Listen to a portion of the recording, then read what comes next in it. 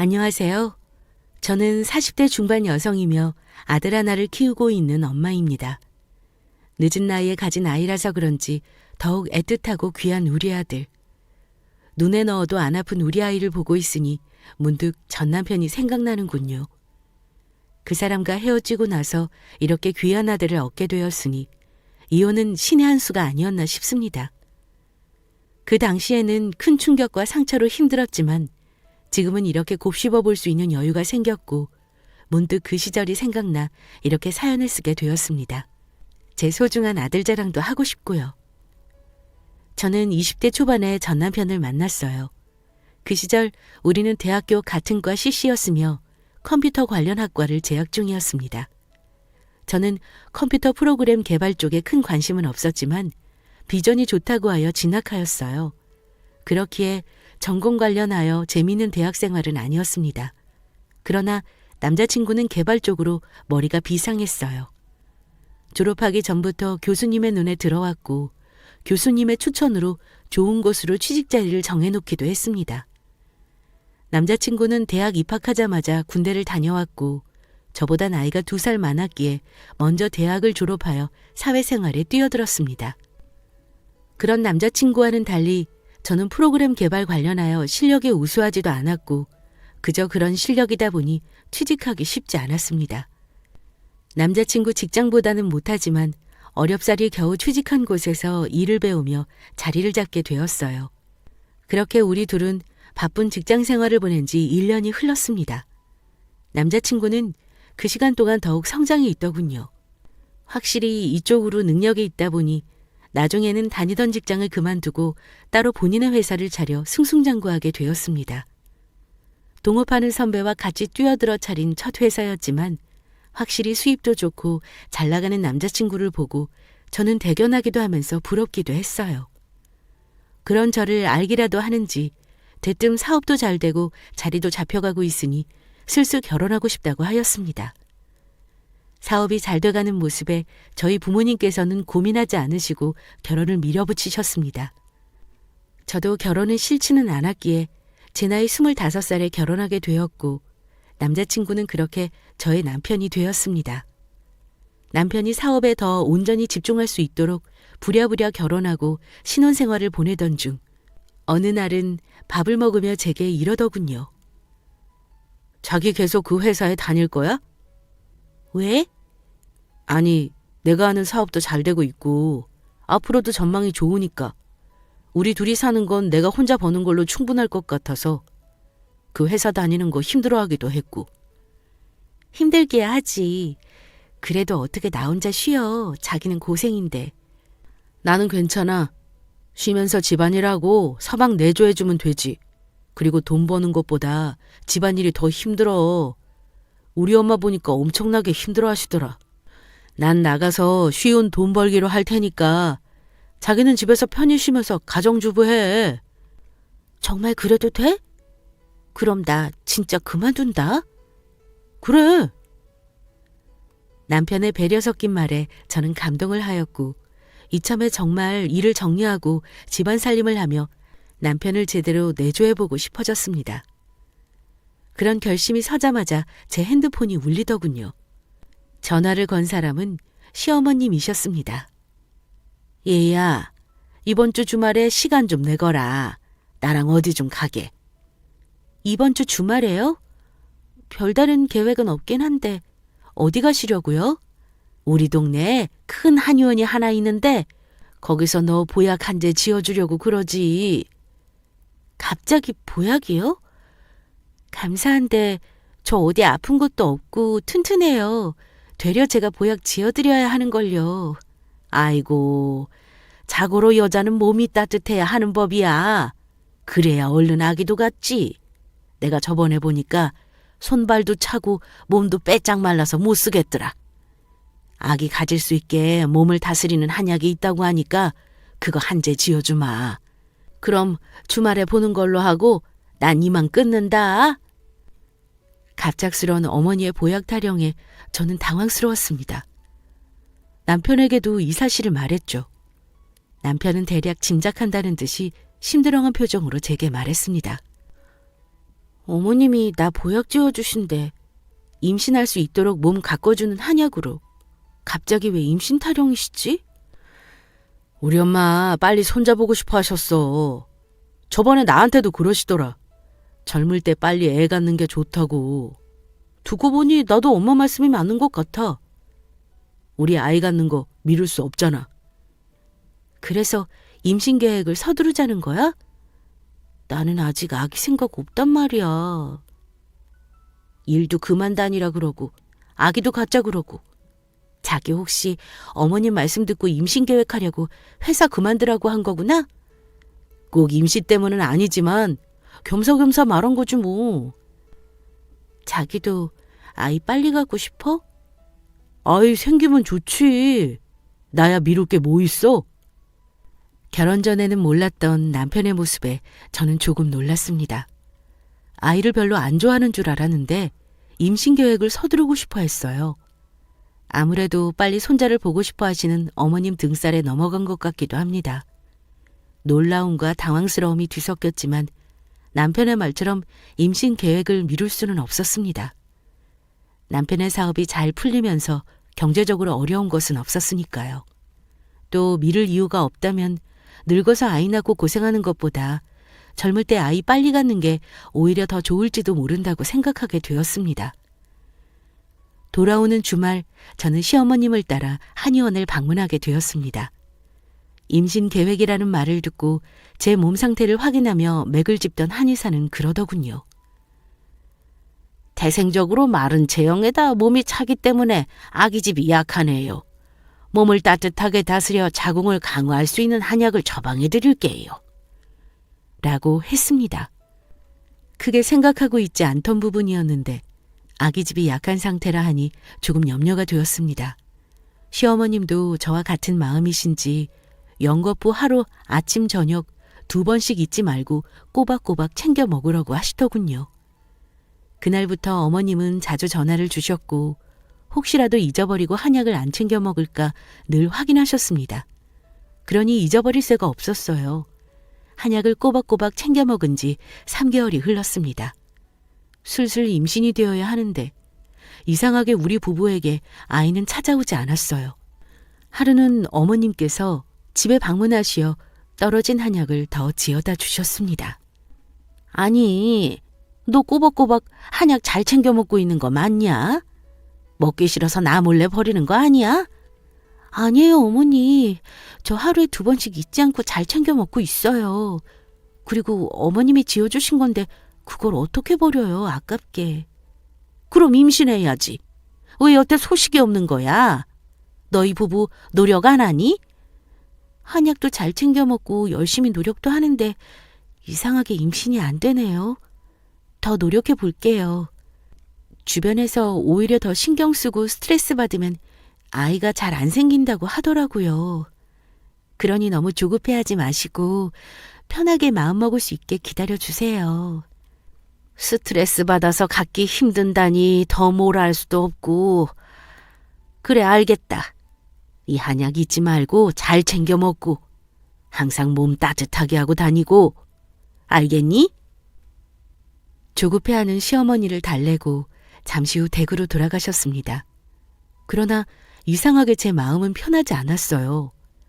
한약 먹기 전에는 임신 준비나 슬슬 해볼까 하는 마음으로 쉽게 생각했는데 한약 먹은 지 3개월 동안 소식이 없으니 되려 조급한 건 저였거든요. 애써 외면하고 있었는데 어머님이 저러시니 심란해져 갔습니다. 그렇게 몇 달이 흘렀을까요? 어느덧 한약을 먹은 지 1년이 되었습니다. 하늘은 여전히 저희 부부에게 어여쁜 아이를 선물로 주지 않았고요. 이런 상황이 이어지다 보니 마음을 편히 먹으시던 시어머님께서는 오만 걱정을 하기 시작하셨습니다. 더불어 제 불안감도 커졌고요. 젊은 나이라 조금만 관리하고 신경 쓰면 금방 가질 수 있을 거라 생각했는데 제 오만과 착각이라는 것을 점차 실감하게 되니 아이에 관한 생각은 더욱 간절해졌어요. 저는 그런 남편에게 진지하게 병원에 가야 할 것 같다고 이야기하였습니다. 아무래도 제 자궁이 약하다 보니 아이가 잘 생기지 않는 듯하여 병원에서 검사하고 도움을 받고자 했어요. 병원에서 검사하니 제 자궁이 약하기도 한데 정신적으로 스트레스를 받으면 될 일도 안 될 수 있으니 마음을 편히 먹는 게 중요하다고 하셨습니다. 그리고 시험관에 대해서도 고려해 볼 수도 있지만 아직 나이가 젊으니 시험관은 섣부르고 약물 치료와 더불어 몸과 마음을 편히 갖는 것으로 시작해보자 하셨습니다. 그렇게 병원도 꾸준히 다니고 아이를 갖기 위해 남편과 열심히 노력했습니다. 몸에 좋다는 것도 챙겨 먹고 건강을 위해 운동도 하고요. 무엇보다 스트레스를 덜 받기 위해 정신을 평온하게 다스리는 노력을 많이 했습니다. 그게 어느덧 10년이 다 되어가네요. 간절한 마음을 몰라주는 하늘이 야속했습니다. 그 긴 시간 동안 우리 부부에게는 한 번도 임신 소식이 없었으니까요. 지나간 시간이 쌓이면서 임신에 대한 저의 집착과 불안감은 나날이 배가 되어 돌아왔습니다. 오랫동안 임신이 안 되니 남편도 전과 달리 지친 듯 보였어요. 전 그런 남편을 설득하며 마지막으로 인공수정에 기대를 걸어보자 했습니다. 그런데 문제는 시어머니였습니다. 너 미쳤니? 내가 몇 번이나 말했잖아. 자연적으로 들어서는 임신이 좋은 거라고. 어머니, 저도 모르는 거 아니에요. 하지만 아무리 노력해도 도저히 임신이 안 되잖아요. 저 이제 35이에요. 완전히 노산이라고요. 더 이상 임신하고 싶어도 나이 때문에 어려워요. 어쩌면 이번이 마지막일지도 몰라요.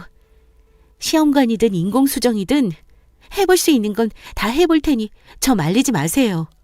그래도 그건 안 돼. 내가 계속 이야기했잖니. 점쟁이 말이 자연적으로 생긴 아이를 낳아야 좋다고. 도통 임신 소식을 알리지 않자 시어머님은 어디서 점을 보고 오셔서는 자연적으로 임신이 되는 게 제일 중요하다고 했고 자식 팔자가 있기 때문에 늦게라도 들어선다고 했답니다. 젊은 시절에도 이루어지지 않은 자연 임신을 어떻게 노력한답니까? 저는 어머님의 고집에도 시험관이나 인공수정을 강력하게 밀어붙이려 했어요. 그러나 어머님의 고집을 꺾지 못하는 남편은 어느 순간 어머님과 한편이 되었습니다. 일 때문에 바쁘기도 했지만 병원에 가서 성인물을 보며 정액을 채취하는 게 수치스러울 것 같다며 그렇게까지 하고 싶지 않다고 하는 겁니다. 할 만큼 했으니 그냥 아이를 포기하고 살자고 하더군요. 자기 힘든 거 다 알아. 그렇지만 나도 지치고 힘들어. 아이 갖고 싶어 노력하며 지낸 게 10년이야. 난 자기처럼 쉽게 포기 못해. 제발 마지막으로 시험관이든 인공수정이든 노력해보자. 응? 그때도 안 생기면 나도 깨끗하게 포기할게. 저의 진심 어린 설득에 남편은 마지막임을 약속받고 마지못해 시험관과 인공수정을 하기로 했습니다. 병원에서는 시술하기 전 산모의 몸 상태가 제일 중요하다고 했기에 저는 몸과 마음을 더욱 정성스럽게 관리하려 했습니다. 남편에게 집안일도 안정을 취하면 더 좋을 것 같아 가정부를 들이면 어떨지 물어봤죠. 남편은 좋을 대로 하라고 했습니다. 업체에 문의하자 며칠 후 20대 후반으로 보이는 젊은 여자가 찾아왔습니다. 가정부를 하기에는 젊은 나이인 것 같아 저는 당황하며 정말 가정부를 하려고 온 건지 물어봤어요. 나이 좀 있으신 분이 오실 줄 알았는데 가정부로 일하러 온 거 맞죠?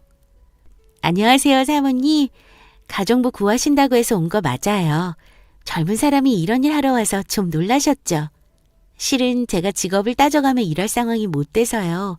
어려도 어릴 때부터 집안일 다 했고 살림 잘해요. 젊어서 체력도 좋고요.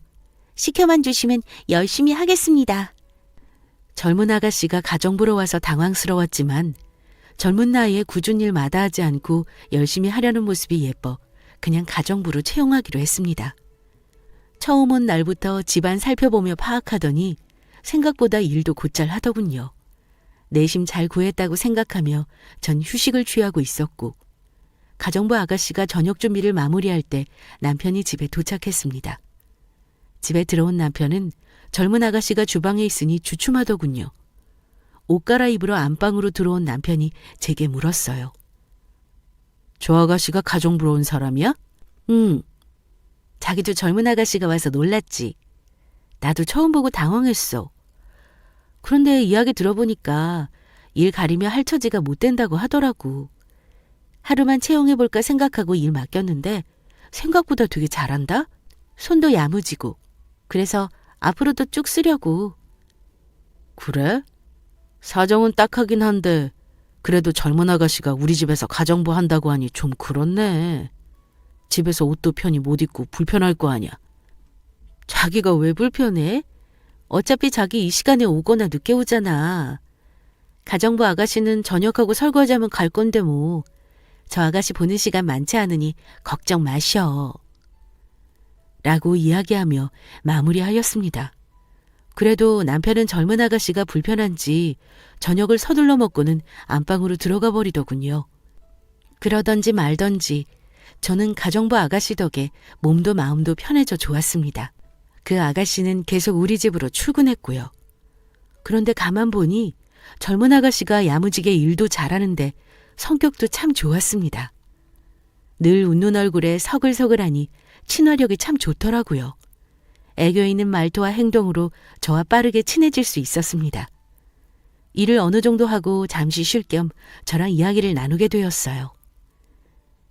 그런데 사모님, 사장님은 언제 만나서 결혼하신 거예요? 남편이랑은 대학교 때부터 알았어. CC였거든.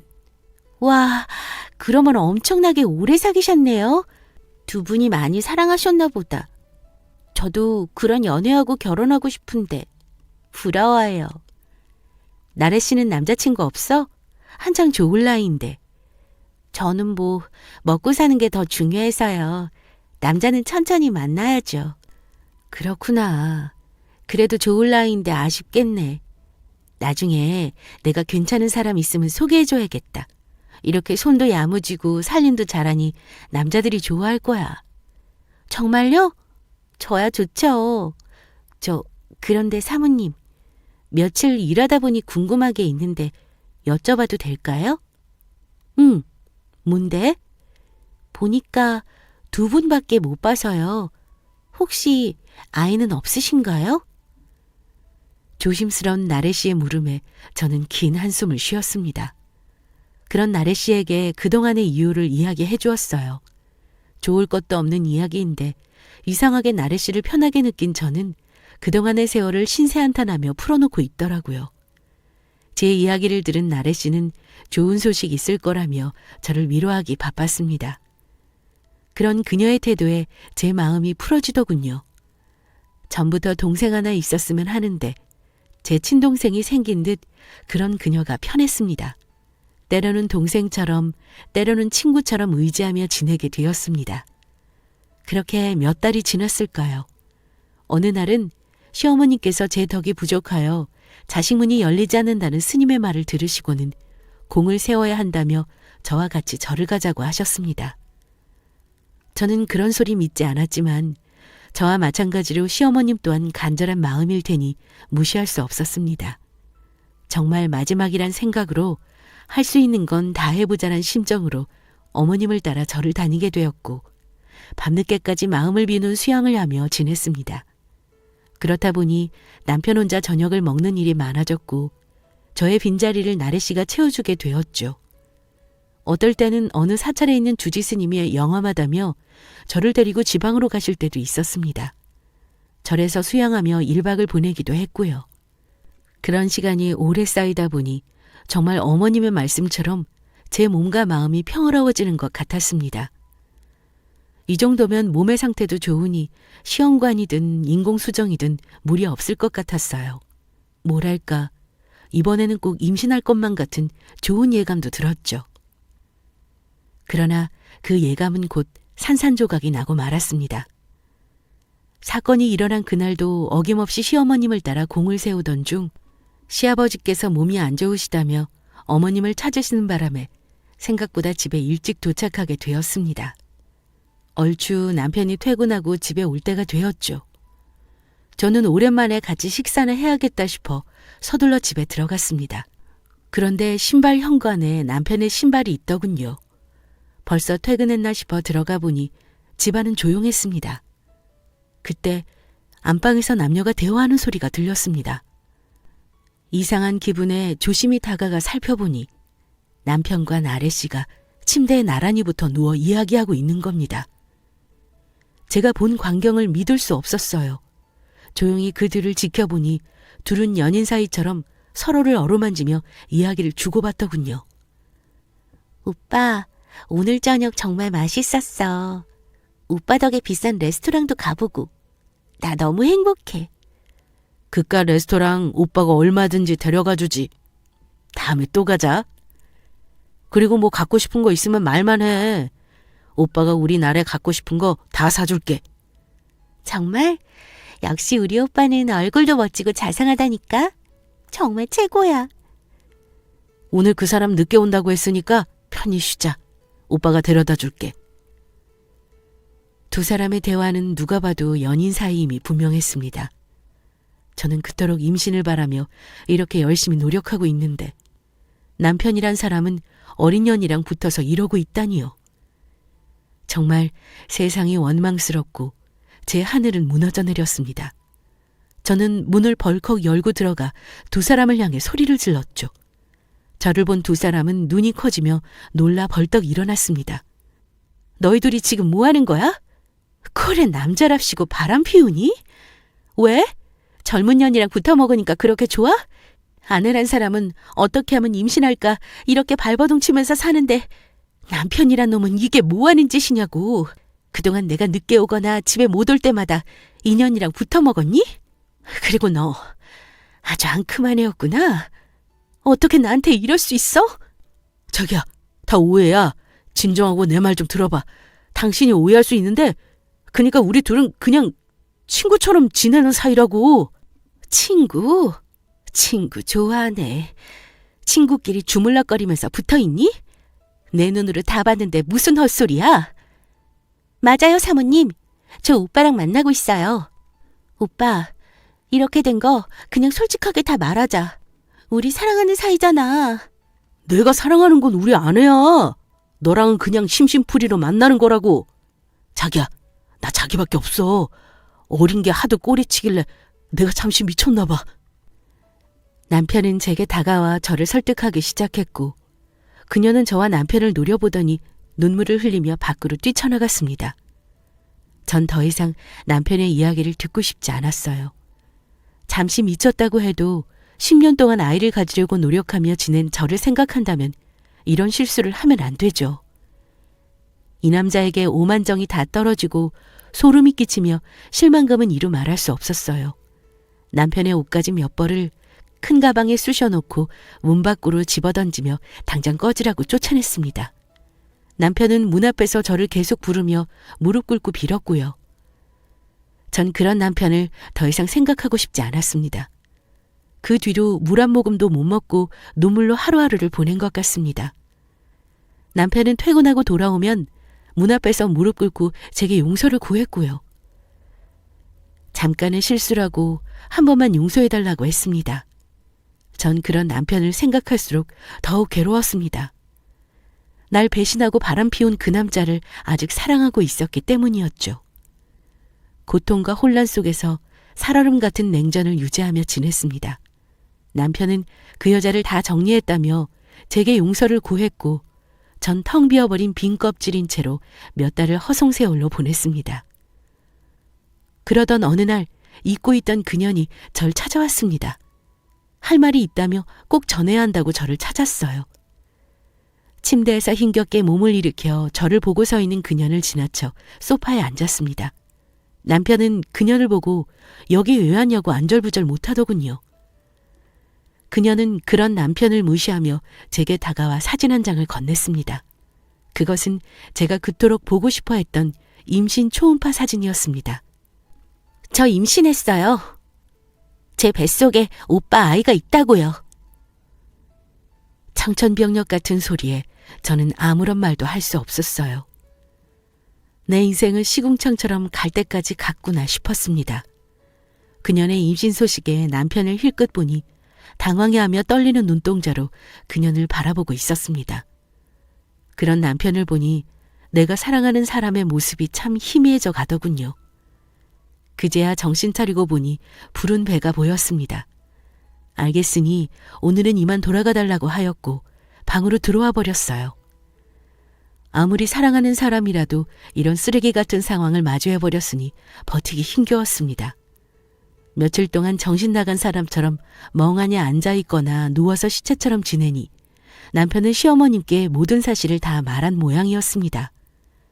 시어머님께서 찾아오시더니 하실 말씀이 있으시다며 힘든 저를 거실로 부르셨어요. 이야기는 대강 들었다. 일이 이렇게 된 건 안타깝지만 어쩌겠니, 내 아들인걸. 그리고 말이 나와서 하는 말인데 우리 아들도 남자 아니겠니? 그 긴 시간 동안 너랑 살면서 우리 아들이 못나게 있었겠어? 떡두꺼비 같은 아들 하나를 낳아주길 했니? 뭐 했니? 그러니 한눈을 팔지. 난 솔직히 이렇게 임신이 안 돼서 우리 아들 어디가 문제가 있나 걱정했는데 이거 봐라. 한 번의 임신이 떡하니 되지 않았니? 그 보살이 늙음하게 손잡을 수 있을 거라고 했는데 이렇게 손잡은다는 걸 이야기해준 모양이다. 내가 너한테 손주 보려고 기다렸다가는 나 장례 치를 때까지 기다리겠어. 그래서 말인데 난 내 손자 포기 못한다. 그러니까 내가 물러나. 깨끗하게 갈라서란 말이야. 엄마, 이 사람 아직 힘든데 꼭 그렇게 말해야겠어? 넌 조용히 해. 너도 네 자식 생겨서 좋다고 했잖아. 시어머님의 입에서 나온 소리를 듣고 멍해졌던 정신이 서서히 돌아왔고 남편을 바라봤습니다. 남편은 저를 쳐다보지 못한 상태로 고개를 푹 숙이며 말했습니다. 당신한테는 정말 미안하지만 그래도 어떻게 내 아이가 생겼다는데 나도 오래도록 기다린 아이고. 우리 그만하자. 위자료는 당신이 원하는 대로 줄게. 남편의 말을 듣고 웃음이 나왔습니다. 그동안 미안하다며 싹싹 빌더니 자신의 아이가 생겼다는 말에 결국 날 2번 버리는구나 생각되니 정말 정신이 어떻게 되는 것 같았습니다. 하지만 쉽게 이혼해주면 안 되죠. 누구 좋으라고요. 인간 같지도 않은 두 사람에게 소리를 지르며 절대 이혼 못해준다고 악을 썼습니다. 그러나 이미 남편은 친정에도 이 사실을 알렸고 친정엄마는 그런 저를 집으로 데리고 가려고 하셨죠. 시어머님은 얼른 데리고 가시라며 저를 내쫓듯이 쫓아내려 하더군요. 남편은 그저 구경만 하고 있고요. 그렇게 친정엄마 손에 붙들려 집에 온 저는 마음고생을 많이 하며 보냈습니다. 친정 부모님은 그런 놈이랑 당장 헤어지고 아직 늦지 않았다며 새 출발하자고 하셨고요. 힘든 시간을 보내면서 매일 제 자신을 죽이며 지내던 중 그년이 아이를 낳았다는 이야기를 듣게 되었습니다. 출산 소식을 들으니 정말 다 끝인 것 같더군요. 매일같이 이어지는 시어머님의 괴롭힘에 벼랑 끝으로 몰린 저는 결국 이혼에 합의해주기로 했습니다. 평생 먹고 살 만큼 큰 돈을 위자료로 받기도 했고요. 이렇게 허망하게 끝이 났지만 용서를 구하지 않은 그년이 용서되지 않았습니다. 제 짐을 챙기러 간다는 말로 핑계를 대며 그년의 낯짝을 마지막으로 보러 그 집을 찾아갔습니다. 집에 들어가니 아이를 안고 있더군요. 그년에게 시원하게 욕이나 저주라도 퍼부어 주려고 하는 찰나 아이의 얼굴을 보는데 뭔가 이상했습니다. 아이가 남편과 하나도 닮지 않아서였죠.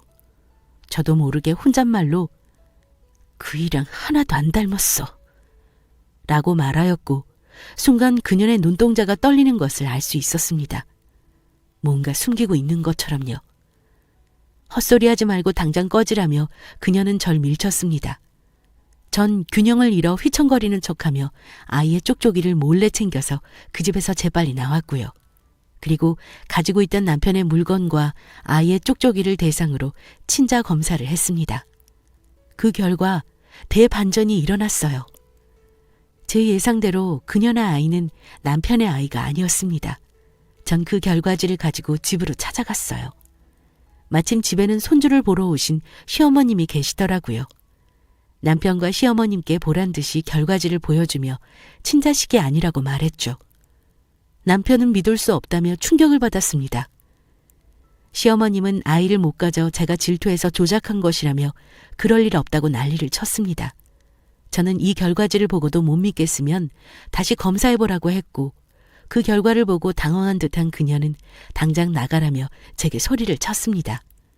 전 아랑곳하지 않고 웃으며 이미 파국으로 이어진 가정이니 알아서들 잘 살라고 하고 나왔습니다. 그 일이 있고 며칠 뒤 남편은 우리 친정 앞에 찾아와 무릎 꿇고 울며 미안하다고 다시 자신을 받아달라고 애원했습니다. 문을 열어주지 않으니 온갖 전화며 문자가 왔어요. 그리고 시어머님에게도 연락이 왔습니다. 친자식이 아닌 아이를 낳은 그녀를 쫓아냈다며 미안하다고 사과를 하셨어요. 알고 보니 시어머님은 제가 준 결과지가 의심스럽다며 다시 검사하자고 하셨고 그 결과 친자가 아님을 정확히 확인한 순간 그년과 아이를 쫓아냈다고 합니다. 그리고 계속 임신이 안 되는 아들이 의심스러워 병원 검사를 하였고 무정자증이라는 결과가 나왔다며 그동안 임신이 안 된 원인이 본인이었다면서 정말 제게 미안하다고 통곡을 하는 전 남편. 전 그런 둘을 만나지 않고 연락도 다 차단하며 철저히 무시했습니다. 계속 집에 찾아와 귀찮게 구는 바람에 연락처도 바꾸고 집도 이사했고요. 친정 부모님께서는 젊은 나이라 안타깝다며 재혼을 하라고 설득하셨고 지은의 소개로 1살 많은 남자를 소개받아 재혼하였습니다. 그러다 신혼기간 중 하늘이 주신 선물로 임신을 하게 되었어요. 나이가 많아서 임신을 포기하고 있었는데 정말 그 무당의 말이 맞았는지 늙음하게 아이를 가졌습니다. 소중하고 아주 예쁜 아들을 낳았어요. 우리 세 가족은 행복한 날들을 보내고 있었어요. 저는 한번 가정의 실패로 얻은 상처를 잘 치유하여 잊고 있었죠. 그러나 우연은 참 기가 막히게 일어났습니다. 우연히 아들을 데리고 남편과 외식을 하다가 계산을 하던 중 전 시어머님, 시아버님, 전 남편이 식사하러 왔는지 식당 안으로 들어오더라고요. 저를 본 시어머님과 남편은 걸음을 멈춰섰습니다. 처음에 알아본 저도 주춤거렸지만 곧바로 밝게 웃으며 인사를 건넸어요. 안녕하세요. 식사하러 오셨나 봐요. 그동안 잘 지내셨죠? 전 남편이랑 식사하고 나오는 길이에요. 보시다시피 좋은 사람 만나서 새 가정 꾸렸거든요. 참, 우리 아들이에요. 너무 예쁘죠? 당신 덕에 이렇게 아이도 갖게 되고 정말 고마워. 그리고 어머니, 그 무당 실력 좋네요. 늙음하게 아이 갖는다는 말이 맞았어요.